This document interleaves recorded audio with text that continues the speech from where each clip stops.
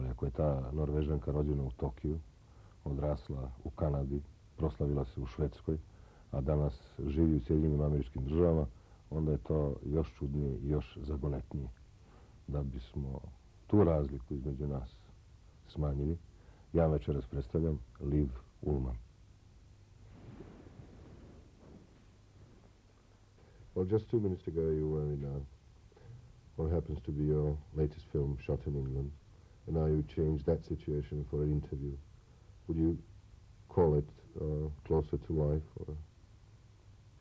Well, I think both are part of life, because in both I use me. In the film I use very much of what has been my experience and my knowledge about being a woman, a person, and in an interview with you, I would think I am asked to share who I am. So it's just different facets of me. Well, this is a very good situation because this film is being filmed in England. You were born in Tokyo. You are Norwegian. Your best films are done by Bergman in Sweden. You're living in the States at the moment. How can you define your destiny so vague? Well, so many continents. I don't find that your destiny is really where your feet are at the moment. I think your destiny is who you are at the moment and what you are bringing to the moment. I think your destiny is very much where your roots were, where you grew up, what you relate to as a person, because that's what you were used to as a child. But I think later traveling doesn't necessarily change your destiny, because I think your destiny is within. I quoted to you when I met you, Søren Kierkegaard, saying that we come to the earth with sealed orders. And I think that is what destiny is all about.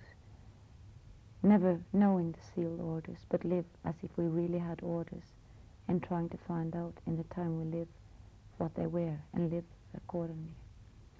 Trying to separate those moments and trying to separate those lives. Could you please start from the very beginning, which is Norway, when you were just a little girl? And well, the littlest girl was in Japan, 2 years, and then I lived 3 years in Canada when the Second World War broke out. And then my father became ill there, and we went to New York, where we lived 2 more years while he was in a hospital. He had a brain tumor. And then peace came, and he died, and we went to Norway. By then I was 7, and I lived a very sheltered, very kind of bourgeois life. We had a big family, my mother had, in a little town, and she was a widow, and we had a father who was in heaven, and that was sort of my childhood, with a sister, till I was 17. And then I broke from home and went to England for a year to study theatre, and after that I've been living on my own in Norway, where I married, and was married for 5 years, and I divorced, and then I met Ingmara Bергmana, and I moved to Sweden and did pictures there, and then I started traveling. There is something that we are thoroughly taught from all Scandinavian films, not only Bergman's, that it is a situation where one's destiny is comprised by everything totally, which means sociologically, psychologically, nothing is left aside. So, could you think that way about your childhood, being taught and educated thoroughly, being in a family, which is very important, being directed to life with its all possibilities? Well, you see, I think so much of life is within you. I think it is formed to a certain degree by the family or the situation you grow up in. But I think the most important thing is already there. And I didn't lead, a normal family life, because my mother never remarried. We were 3 women, my sister, my mother and I. And my mother was enormously strict But my sister and I grew up very differently. She became a housewife with 5 children and is very happy with that. I became a traveler and an actress, and I feel very fulfilled by that. But if destiny is supposed to be formed in a home, there wouldn't be a way that the same home would form such different destinies. And my child, who grew very much up the same way I did, without a father, a man in the house, or a regular man in the house, she, again, I'm seeing is getting to be very different from me, where I was very insecure as a child. Very much I thought because there was no man there. She has got a kind of security, a kind of clarity that I didn't give her, that was inside her. Well, trying to bridge the gap between generations, do you think there is something which you try to convey from where you were brought up to your daughter, or is it something entirely new, different, which has nothing to do with where you were educated and brought up? Well, you see, I don't believe in really bringing up. I believe in being there. I believe in giving rules, because I think that is important for a child to have rules, because that gives safety. But I also believe in a child finding her own truth. I had made that decision when I was young, that never am I going to say to my child, I know, because I'm older. So I'm in fact doing everything opposite from my mother, and then doing my own mistakes again. But I think basically the most important thing to give a child is freedom to feel they are a person, and the person they are now is the one that shall develop, and that you are not something perfect, something with all the answers, but you are a person as well, so that she doesn't only, look at me as mama, that she looks at me as a woman, and a woman with my own wishes and dreams that might be different from her. And I think in the end both will get value from that, because in the end, when she doesn't need mama so much, she might still need a friend, and then she already knows the woman, and I might not lose her the day she wants to leave mama. Because what would be the main principles you are taught when you were a child, you had to respect or to avoid? Well, I had a very authoritative upbringing, and my mother taught me, that you should be quiet when grown-ups talked, and courtesy, and be nice, behave nice. If you did that as quietly as possible, people would like you and they wouldn't be bothered by you. But I had another, I think, very important influence, which was my grandmother, who lived in a little room in another town, and I used to go there every holiday. And she was a real dreamer, and I loved her more than I think anybody. And we used to go walking, and she was talking about everything we saw, nature, and everything became sort of greater than life. And she would talk about when she was a little girl and when my father was a little boy, and life was enormously soft and adventurous and big and beautiful and endless with her. And I think that sort of went deeper than my mother saying, be nice and be good, because superficially I am still nice and quiet and afraid of saying things that grown-ups wouldn't like. But under that, I feel I have much more of what my grandmother gave. Well, this is a surprise to those who know that Scandinavia is a very developed society, that the institution of a grandmother is a more important one than the mother. Well, I think that is not that usual, because unhappily in Scandinavia we treat our old people, I feel, very coldly. We put them in institutions as we put children in institutions for children. We separate the generations, and there are in fact children who never see old people. And that is something, when you come to other countries like, I think, your country or southern countries, where you see that grandmother is still the center of the family, and rightly so. And it is with deep envy today I see those little girls or boys who are going with somebody old, but it is not usual in Scandinavia.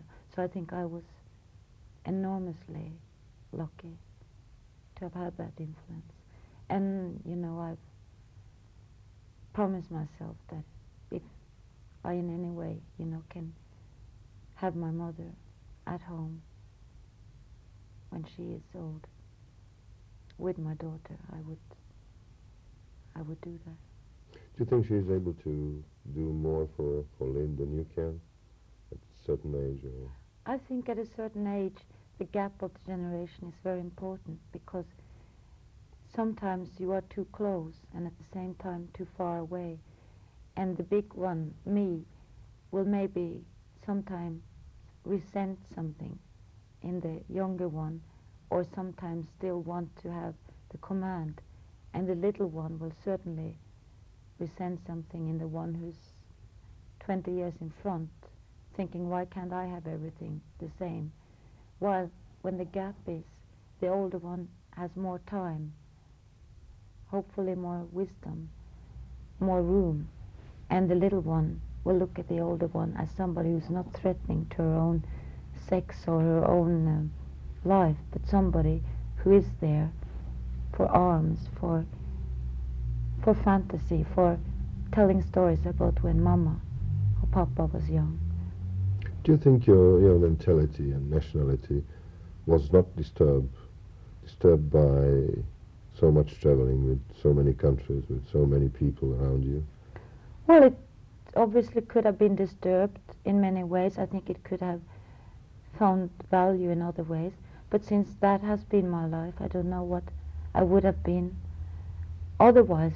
Probably different, because as I've traveled so much as a grown-up, I've grown away from many things that is still very important, for example, to my sisters. And our values are very different, because she looks at things, and rightly so, from the town where she lives and the atmosphere she breathes and the people she sees, where I look at things maybe more on the world basis that isn't always good, because sometimes it is maybe superficial too.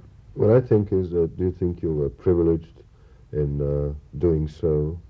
Yeah, to be honest, I think I'm lying a little to you, because I don't want to put down people who are not traveling, because I think their values can be wonderful and great. I do think it is a privilege to have been able to travel, because I think you get a greater opportunity to have a more wide view of the world, of people. Certainly I did, because I was basically very intolerant and very moralistic in my views about people and about myself. And first of all, having failed on everything, I was criticizing other people for failing when I was younger. I've been divorced, I got a child outside of marriage. I sort of broke up that relationship too. I've done other things. You know, everything both my mother and my grandmother actually told me good girls didn't do. I've been then more tolerant because it happened to me. Don't do what? They mostly, they don't do anything except they marry and they stay there, and they are good. And I believed in that too, until I did everything else, because that's how life happened. And I think that was a kind of good thing. Talking about marriage, do you think marriage is necessary? No. I think marriage is good if two people need it to show the world that we have made a promise together, or if one of the two believe in God and need it so that God will give his blessing. I think they should marry. I don't think you should marry just for the safety, for the paper, for the proof. I think that's the first step to divorce. Do you again think it's the privilege of some people? Because I don't think we can imagine the world with so many unmarried people. The world is full of unmarried people. I mean, it's a very privileged conversation even to talk about whether one should marry or not. I mean, the world is full of refugees, of people with splitted homes, children without parents. There are more of them than there are of us who still have the choice whether we should marry and move into a flat or not. I understand that funny thing, which is quite closely connected to this subject, happened on the film The Immigrants.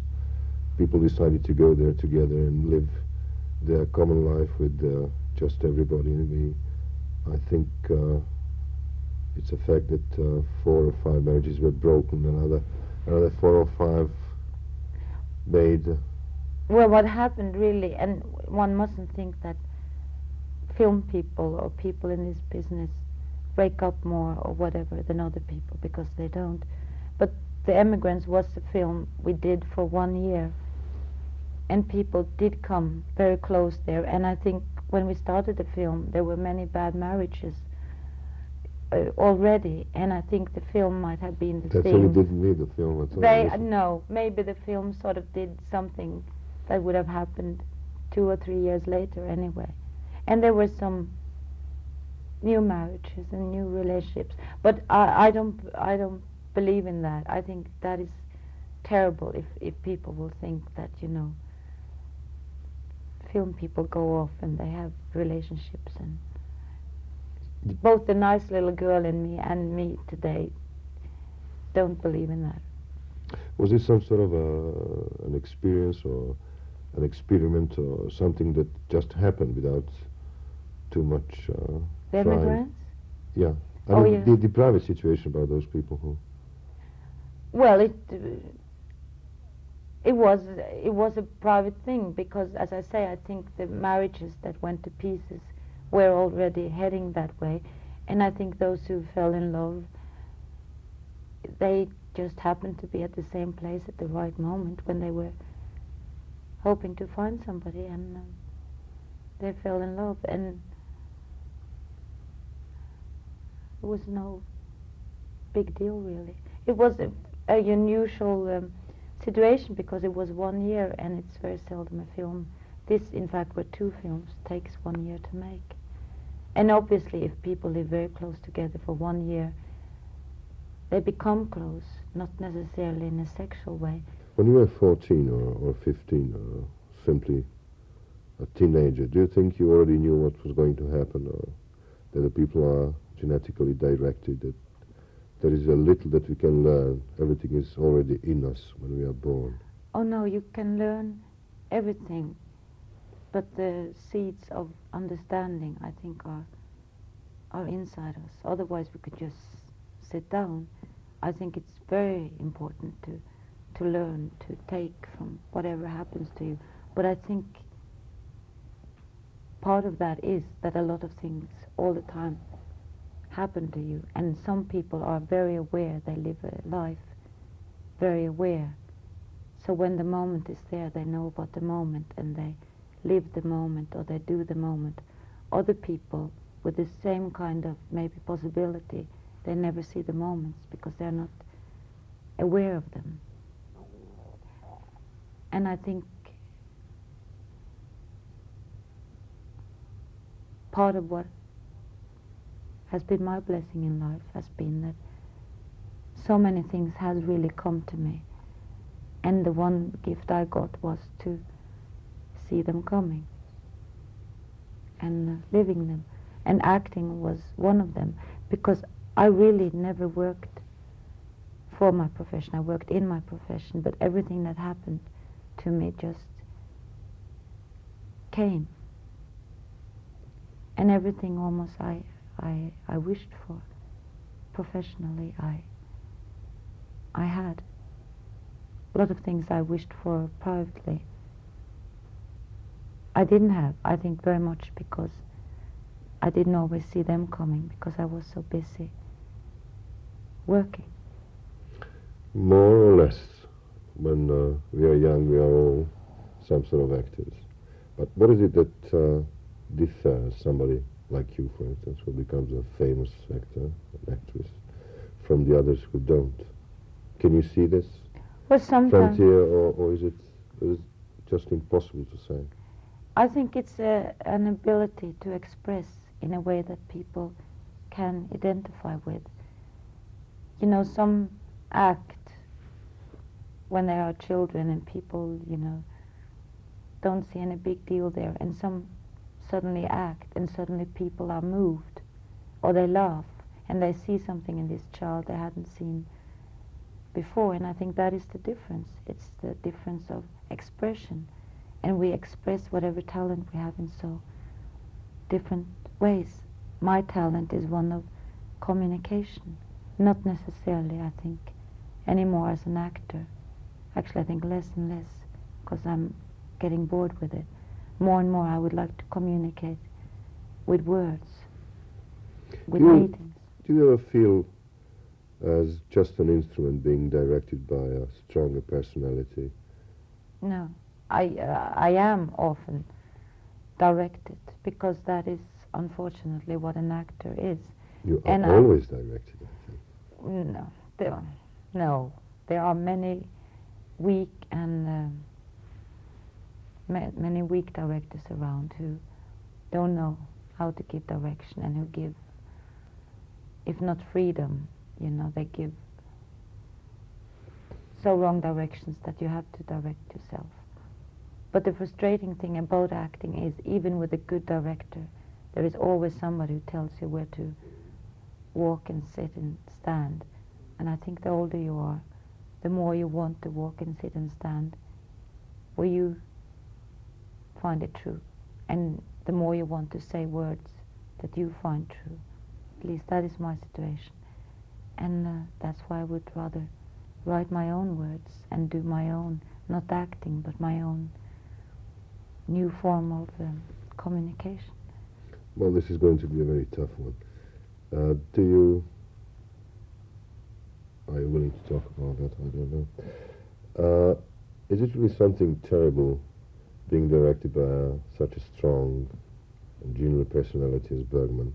Did you ever suffer privately his we shall call it an official attitude towards something that is being made? But do you suffer privately from his attitudes during the shooting? Because life is inseparated. It goes together, shooting, making films, and living. Because of that, it can be the actually greatest joy. Because if you work that close together with somebody you are very close to as a person. Life, in fact, as you say, goes hand in hand with your profession. And a good director, as he will always use the person he has, listen to the person he has, watch the person he has as an actor, and use what he sees and what he hears, and he won't push his own personality. Sometimes when we live together it could be painful, because if we maybe had quarreled, and so I would be more occupied with that during working than the actual working. Whereas now, when we don't live together, we've made 7 films or so, you know, if he is angry on the set, I don't care. I see it's Ingmar is angry again, and I know I don't have to go home with that. I was just about to say that I think that actors are sometimes deep in their privacy, suffering from some very strong personalities being directors, particularly with such a genius as Bergman. Do you feel that? No, I like to be with great personalities. I like to work with great personalities. I suffer sometimes when I always have to answer questions about Ingmar Bergman, as if, you know, he was the creator and everybody else around him were clay. Because of course that's not how it is, because all the best directors will always use the talent they have, the photographer, the actors, the light people, everything, and use all the best they have to give. I mean, that is the sign of a good director, to use everybody's ability to the fullest and even more, to see in you that you can't only give what you're showing now, but that there's more inside, and sort of not even coach you, but listen it out, watch it out, make you want to show more. That's a good director. And you don't suffer under that. On the contrary, it's like being with somebody. Very, very interesting, very, very powerful, where you suddenly hear you're starting to say things that you hadn't thought about before, and where you go from that meeting a little more enriched. You, from this point of view, wouldn't call an actor just a very vulnerable instrument used by the others? No. It is a very vulnerable position to be an actor, because you can in fact be used, you know, sometimes by directors who, you know, have thought of everything in their home, and they come and say, you come in and you breathe like this and you say your lines, and then you go out and slam the door, and then you feel silly because then you are a kind of cattle or furniture that is moved around. But the older you get, the more maybe you can avoid that to happen, because the more respect you also have as an actor, and the more you dare to suggest yourself, and the more you also dare to put your foot down. That has always been my problem, because since I was brought up to be so nice, I, you know, wanted also directors to like me and think I was easy to work with. So even though at times I felt this isn't right, I would, you know, do it, but less and less.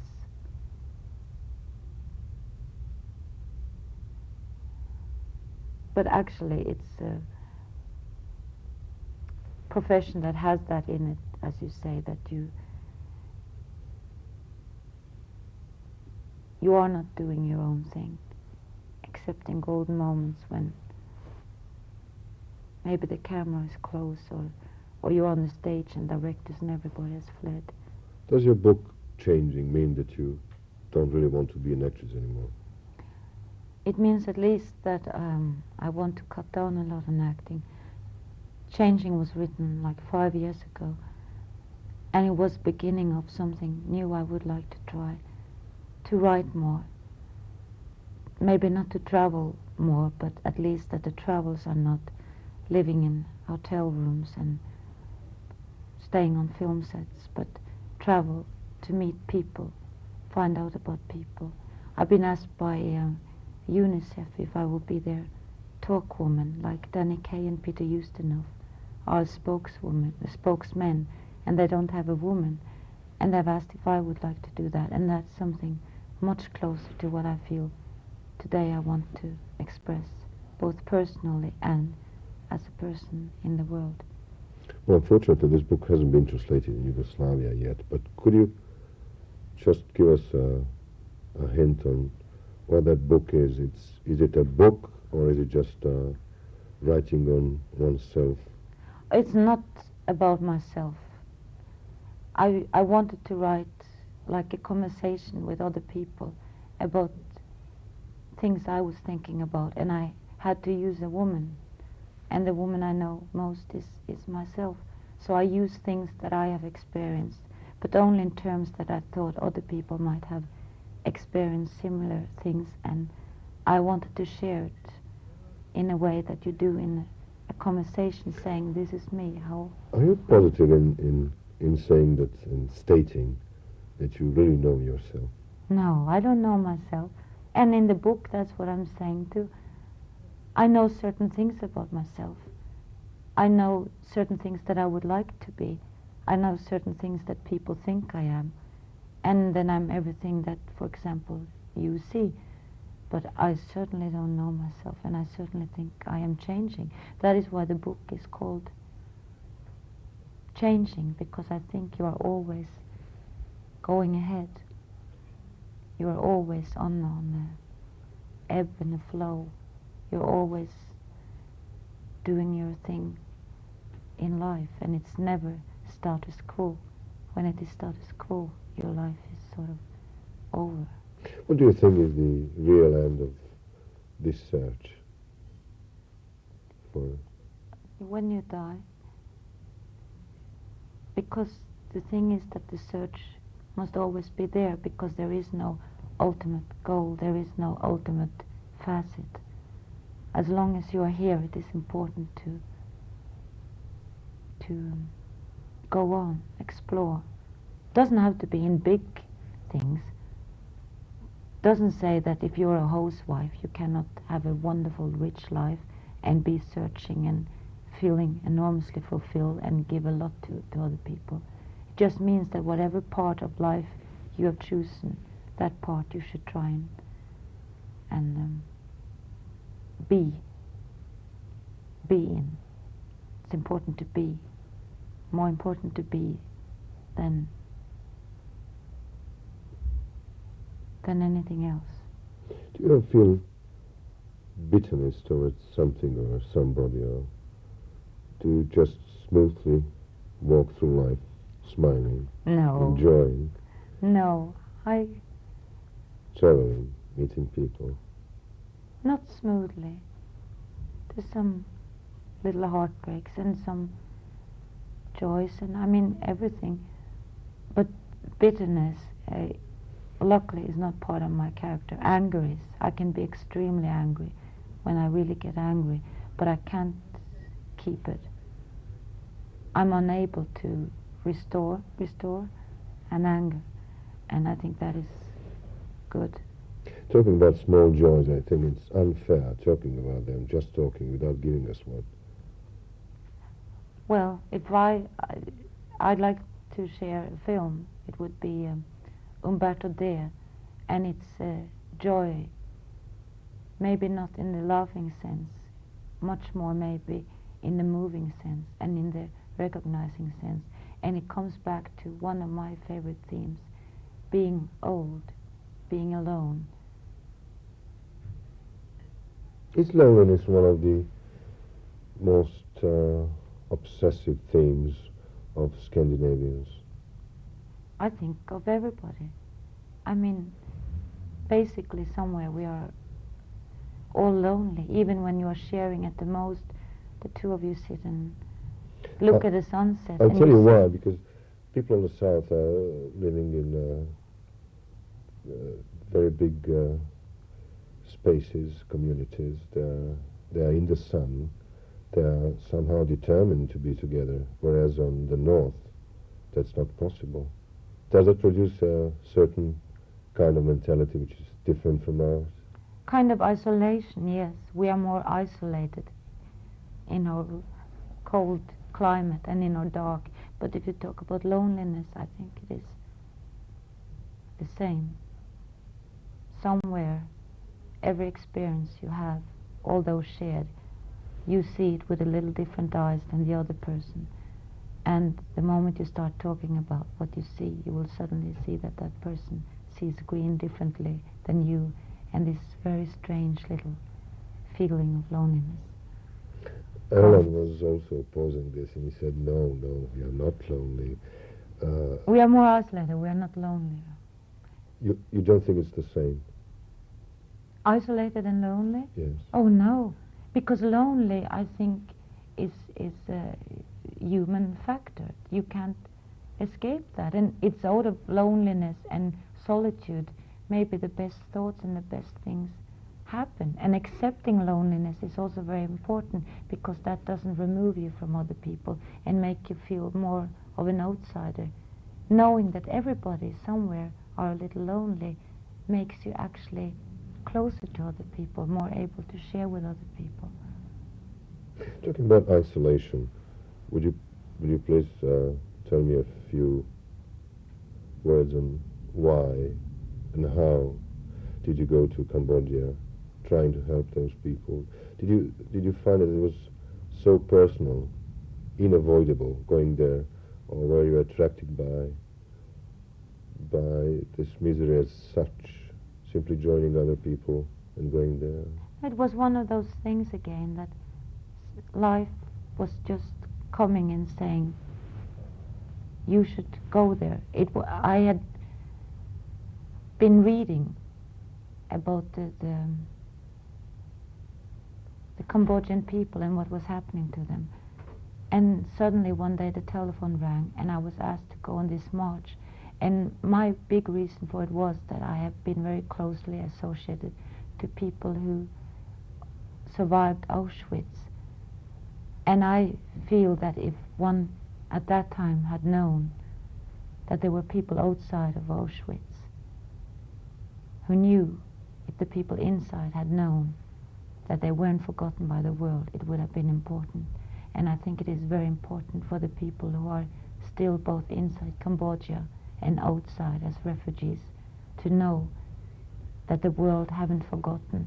The world is aware of their responsibility in this enormous tragedy. Well, since I'm stealing a lot of your time today and trying to catch you in between the sequences on the film you're shooting, and looking at your calmness and beauty, I have to ask you, is the beauty a burden? No, I never I mean, a serious consider beauty. myself serious. Does it Never. define your destiny? Or is it something that you don't feel? I don't feel. I never considered myself beautiful. Never. It, you know. No, I don't know. If you say that to somebody who's been very ugly, and I think that goes even for enormously beautiful people, who's been ugly as children and as youngsters, it's the ugly one they carry with them, you know. Well, then, is ugliness a burden? I think ugliness can be a burden until you sort of get rid of it and go for inner qualities and don't get tied up in surface, either beauty or whatever the surface is. Because people's real beauty and real ugliness does come from the inside. You know that when you talk with somebody. You can meet somebody extremely beautiful and you start to touch them and then there's nothing, or there is something not very nice there. And you can meet somebody who you didn't notice, and then you start talking with them and you see that from within something very beautiful and good is coming. Would you say that Norway is a beauty? I think Norway is a very beautiful country, and I think the nature and the seasons and everything that people there grow up with is something that is very much part of them. Does it influence your destiny, your attitude towards people? And that I'm sure of.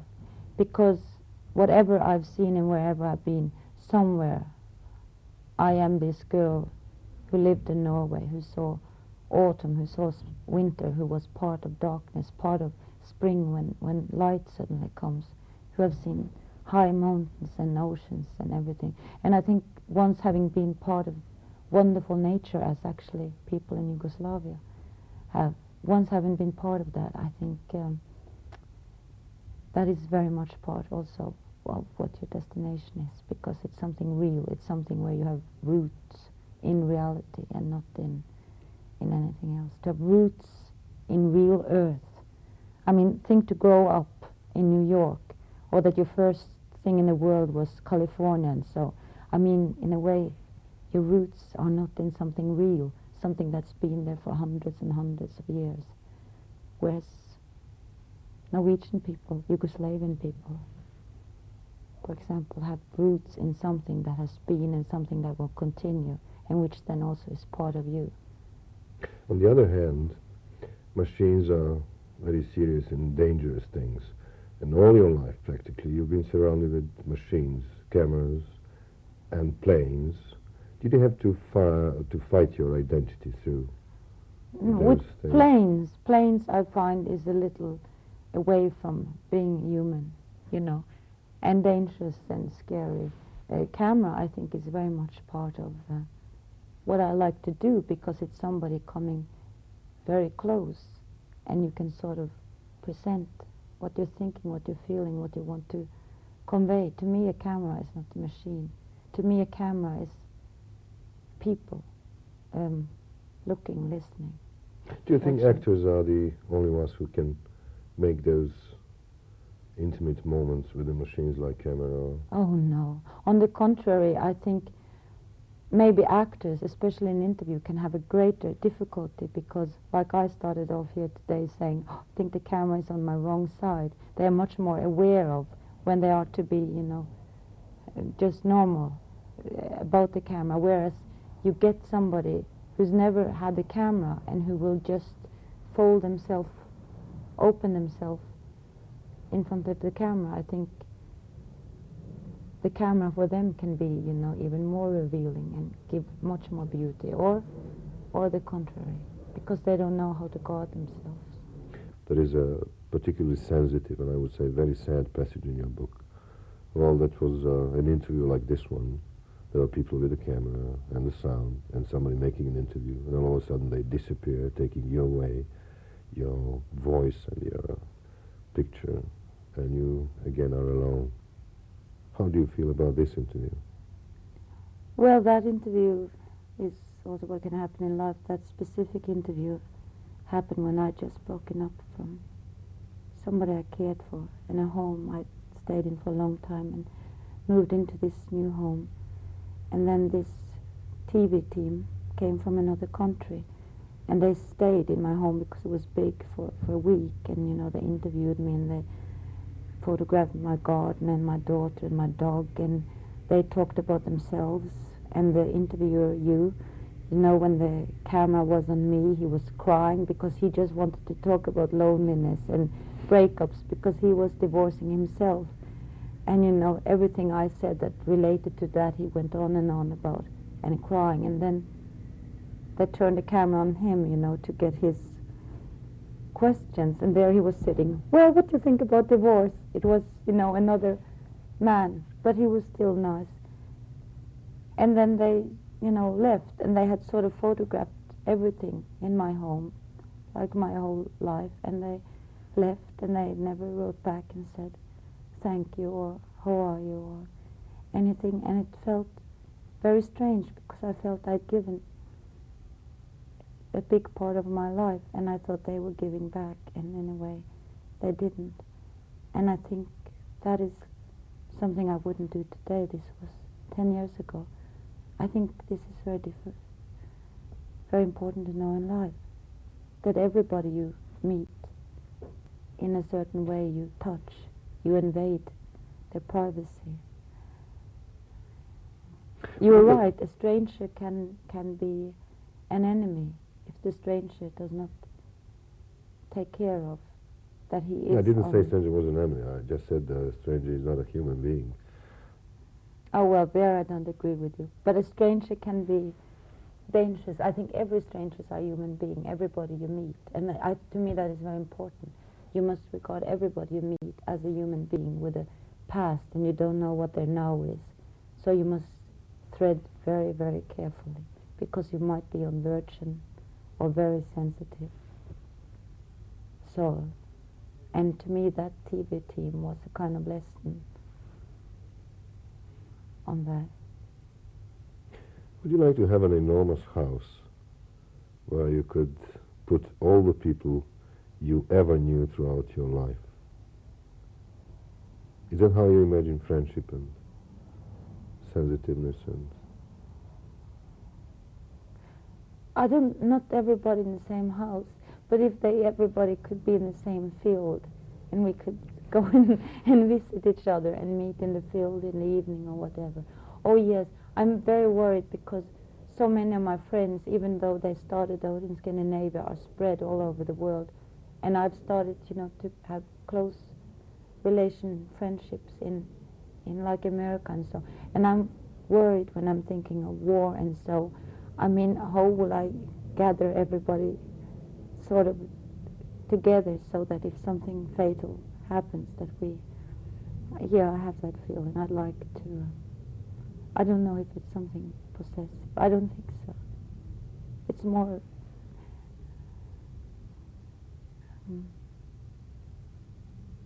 maybe another facet of... Are there people you really hate? Can you hate? Yeah, just momentarily, while I'm angry. I really hate, but I can't keep hate. It's when you keep hate, you get the bitterness, and that's your worst enemy. And hating is, you know, so negative and so destructive, and not worthy of whatever person you hate, because if you hate them so much, they can't be very good and might waste your time hating them, you know. No, I don't think I can. I don't know anybody I hate. I'm angry at a few people. If I ask you to just say the earliest song you remember in your life when you were a child, could you say it in Norwegian? Sov sett barn lille, ligger rolig og stille. Det står engler på vakt, sov trygt min skatt. It's a lullaby, and it says, sleep safe, my little one, sleep safe. Angels are guarding you. Dream good, my dear one. I sang that actually for my daughter too when she was little. And she asked me to please stop because I don't sing very well. But I remember my mother singing it, and I think that's the nicest memory I have of her, the image of her sitting there singing.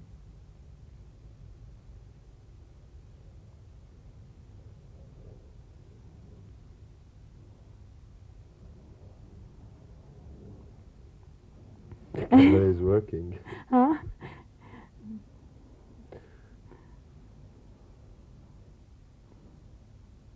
You want me to say something? Well, you see, if I had been an ordinary person now, I wouldn't feel compelled that I have to do something now because it's still going. An ordinary person who's not... I mean, actors are ordinary, I don't mean that, but it's somebody who's not working with cameras all the time. If I stay silent, what would you do? If the camera was not here, I mean, with the camera. with the camera, I would start to be worried that they were wasting film, or that maybe you didn't know what to say and I should come in with something. Or shouldn't I do something? Are you waiting for me to do something? I'm waiting. Yeah, I think you're waiting for me to entertain or do my job If or the something. camera were not here. Wouldn't bother me. I would maybe wonder why you were silent or what you were thinking about. But silence doesn't bother me. Words does very often, because I think they are confusing. They are unclear, and they are very seldom what the whole thing is about. They come in between instead. Silence to me is great. I love people, friends, because you can be silent with them. I love the people. most wonderful word you know. Melina Mercouri said it's thalassa, which in Greek means sea. I would almost say that too. Sea. And I think that's close to a woman. Flow and ebb, tides. Circle. Everything. Growing up in Norway, that's sea. And stillness, quietness, harmony, when the earth is sound. That's a kind of happiness.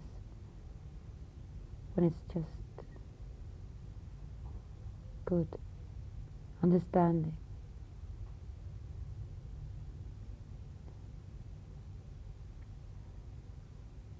Another word, if I knew the word in English for understanding, recognition. Not recognition, you know, from audience, recognition from people you talk with, recognition of who they are. That's also silence. See, depth. Thank you. Do you call yourself a typical Norwegian woman or not? I probably am a typical Norwegian woman, and I would think that my basic instincts and my basic morality and whatever is typical Norwegian, because that's where I grew up, that's where I have my references, you know.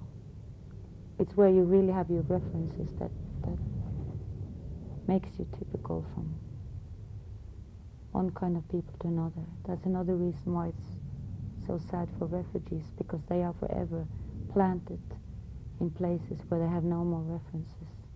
Not the language, not the sights, nothing. Not the names, not the people, not the customs. I have always that in my own country, what I was used to. It was part of me as a youngster, which is me.